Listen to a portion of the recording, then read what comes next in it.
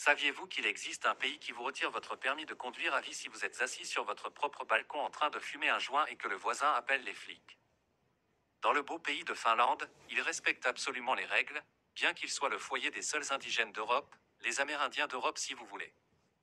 Cependant, l'alcool n'est pas la meilleure solution possible pour un corps indigène.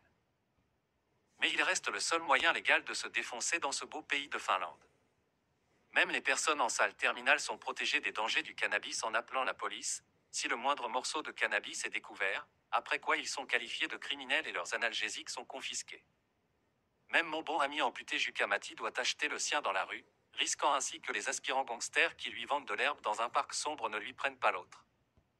Pas l'autre bras. Il se retrouverait alors sans bras et incapable d'aller à son travail et de cuisiner pour ses enfants.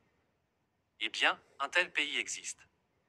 Entre 100 000 lacs se trouvent des parcelles de marais humides habitées par des gens qui ont nommé leur pays non pas la terre de Dieu mais la terre des tourbières comme nom officiel dans la langue locale qui est apparentée et presque mutuellement intelligible avec la seule langue maternelle d'Europe. À ce jour, ces personnes sont restées fidèles à leur héritage et pratiquent leur culte dans des huttes de sudation qu'ils appellent sauna à fumer grâce aux chanvre qui remplit l'air du sauna. Bien que le sauna fasse partie du patrimoine finlandais de l'UNESCO, les Finlandais seront punis tout au long de leur vie s'ils osent ne serait-ce qu'une seule fois faire du sauna comme le faisaient leurs ancêtres. Se soigner après une escarmouche dans une tente sauna remplie de chanvre sur les pierres sacrées du sauna.